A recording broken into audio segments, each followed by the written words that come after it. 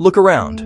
It's 2026. You see them everywhere. Red bags slung over shoulders, cars pulling up with that familiar red delivery sticker glowing in the window. It's a full-on Dasher Tsunami. Your neighbor just signed up. Your cousin is doing it between classes. Even your old high school teacher is delivering tacos on the weekend. It feels like half the country is suddenly working for an app. This explosion isn't an accident. It's a phenomenon, and it begs one simple but massive question. In an age of endless side hustles, why is everyone and their mother suddenly flocking to DoorDash? Is it the promise of freedom and easy cash? Or is there a deeper, more complicated financial reality pulling the strings? This is the ultimate showdown. Myth versus money. The story we're told is a clean one. It's a modern-day gold rush. The advertisements paint a picture of empowerment. You are the captain of your own ship, navigating the open seas of your local suburban streets. You turn the app on, you make money. You turn it off, you live your life. It seems so simple, so liberating. But behind every simple story is a complex machine with gears, levers, and a whole lot of fine print. We're going to pop the hood on that machine and see what's really making it run. We see the evidence of this boom every single day. That late-night order of pad thai that arrives in 20 minutes? A Dasher made that happen. The groceries that magically appear at your doorstep when you're too busy to shop.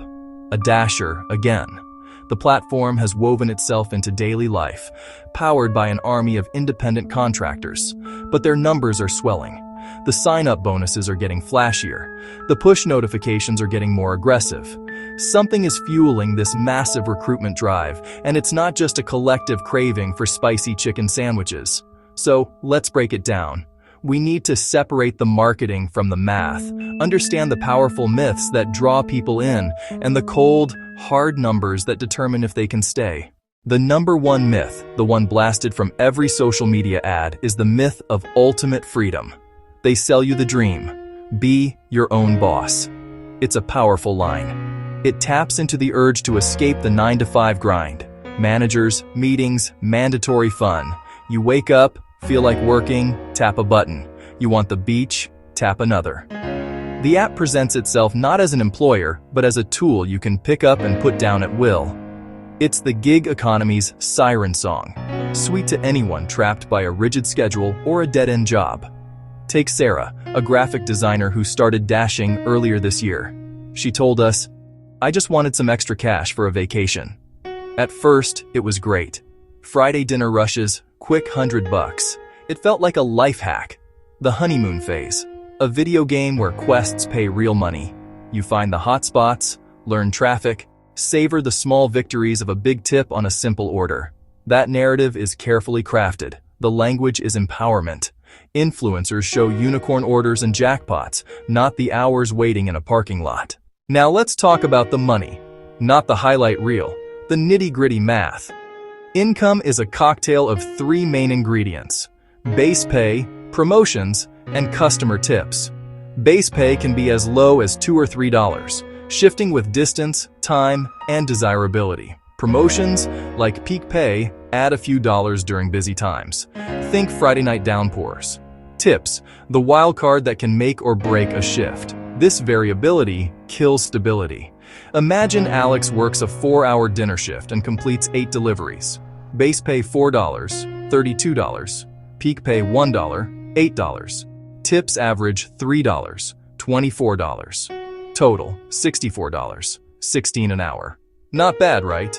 But that's just revenue. Every mile adds wear. Tires, oil, brakes. Future bills piling up. And in 2026, gas looms large. 50 miles driven. At 25 mpg, about $10 in fuel. Using the IRS rate, total vehicle costs estimate to $34.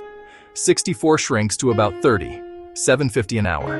As Dr. Anya Sharma puts it, the platform supplies the app. The worker supplies everything else. While the myth says you're your own boss, the reality is you have a new one. The algorithm. It's a digital manager that shapes behavior with data. It nudges, rewards, and penalizes. Acceptance, completion, customer rating, KPIs that govern access to work. Let them slip, and you may lose top Dasher perks, like working anytime. Incentives push you to take orders you'd decline. It's digital coercion. No way, that's a losing proposition.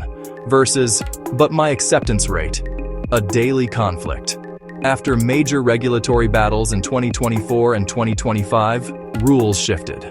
Cities like Seattle and New York set minimum pay floors per active hour. Safety nets came with side effects. Platforms limited online slots or bundled complex multi-stops. The rules of the game are hyper-local. Drivers battle not just traffic but an invisible web dictating earnings. The app is the boss, ratings the performance review, city councils the HR rewriting the handbook. This unseen structure manages every Dasher on the road. Why the explosion in 2026? A perfect storm. Economic and social trends converge to make gig work more appealing than ever. Driver 1. Rising cost of living. Housing, food, energy settled at a high new normal. Paychecks don't stretch. DoorDashing becomes the modern weekend shift, a flexible bridge. Second, the workplace evolved. RTO frayed work-life balance. No resume, no interviews, no ladder, low barrier to entry. Third, smarter, more aggressive platforms and rewards. Perks like priority orders and car cost discounts can lift earnings. Side hustles become structured work. Finally, the culture shifted. Less stigma, more curiosity. It's framed as pragmatic. Financial pressure, work shifts, smarter apps, and social normalization funnel people to sign up. Right place, right time. A relief valve for people feeling the squeeze. After peeling back the layers, we return to the core question. Why are so many signing up in 2026?